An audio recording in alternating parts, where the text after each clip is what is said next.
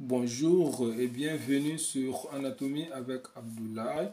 Dans cette vidéo, je vous propose une leçon sur le suivi post-opératoire en chirurgie valvulaire.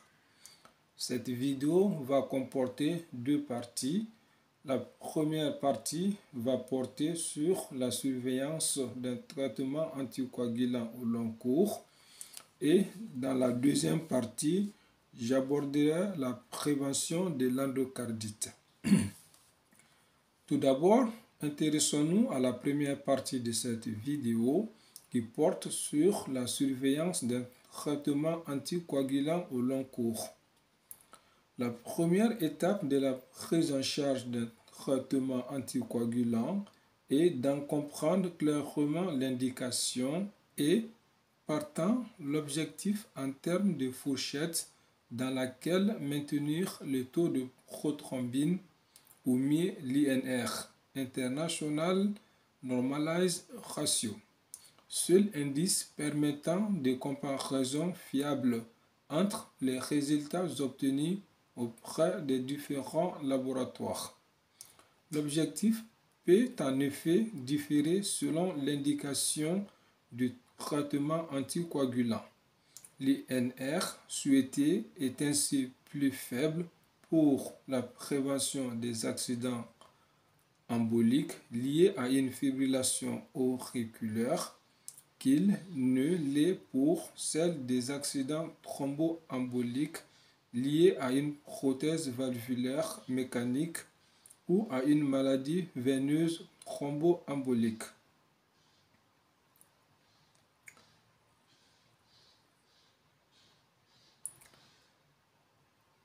Je vous propose un petit résumé sur les différents degrés d'anticoagulation souhaités en fonction des principales indications à un traitement anticoagulant par antivitamine K.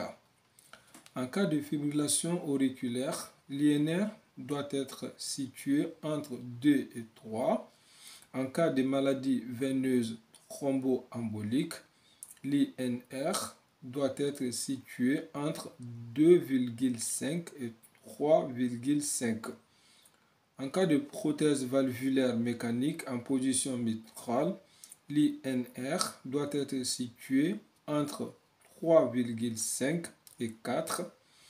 En cas de prothèse valvulaire mécanique en position aortique, l'INR doit être situé entre 2,5 et 3,5. En cas de thrombus intracavitaire, l'INR doit être situé entre 3 et 4. Et en cas d'insuffisance cardiaque congestive évoluée avec une fraction d'éjection ventriculaire gauche inférieure à 30%, l'INR doit être autour de 2,5. De manière pratique, il est également important de connaître la pharmacocinétique des principaux anticoagulants, notamment en termes de durée d'action, ainsi que la liste des principales interférences alimentaires ou médicamenteuses susceptibles de modifier l'équilibre d'un traitement. C'est ce que je me prépare à vous proposer, la liste non exhaustive des principales interactions entre traitements par AVK, autres médicaments et aliments. Les médicaments qui potentialisent l'effet des AVK sont l'aspirine, la ticlopidine, les AINS, les macrolides, les céphalosporines, les imidazolés, l'acide cyanhylique, les antifongiques, l'amiodarone, l'allopurinol et la cimétidine. Les médicaments qui diminuent l'effet des AVK sont les barbituriques, les antiépileptiques, la rifampicine, la cholestéramine, et enfin les aliments qui diminuent l'effet des AVK sont les épinards, les choux, et le foie de porc. Ça, c'était concernant la première partie. Concernant la première étape de la surveillance d'un traitement anticoagulant au long cours. La deuxième étape est bien entendu l'éducation du patient.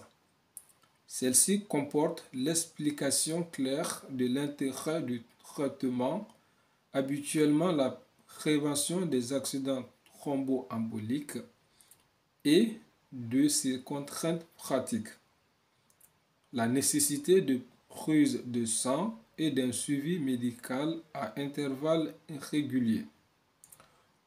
On remettra également au patient un petit carnet qui lui rappellera l'indication du traitement anticoagulant, l'objectif souhaité pour l'INR et sur lequel il devra rapporter les différents résultats des dosages effectués et les doses correspondantes d'antivitamine K. L'ordonnance type d'un traitement par antivitamine K comporte donc deux volets, celui de la prescription du médicament proprement dit, où devra figurer clairement la mention à adapter en fonction des résultats de l'INR, ainsi que l'objectif fixé en termes d'INR, et celui de la prescription des contrôles biologiques à effectuer. Je voudrais à présent poursuivre ma présentation avec la question de la prévention de l'endocardite.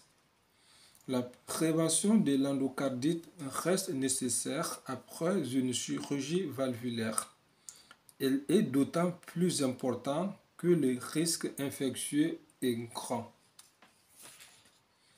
La prévention fait appel à l'antibiothérapie précoce systématique lors de tout épisode infectieux potentiellement bactérien, infection ORL, pulmonaire ou autre, et à l'antibioprophylaxie encadrant tout soin dentaire ou geste médical associé à un risque infectieux potentiel.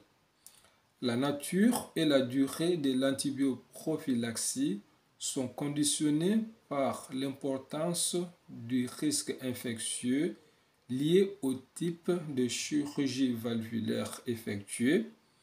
Les plastiques présentent un risque moindre de greffe oslérienne et aux anomalies valvulaires résiduelles, ainsi qu'à la nature du geste qu'il est prévu d'effectuer.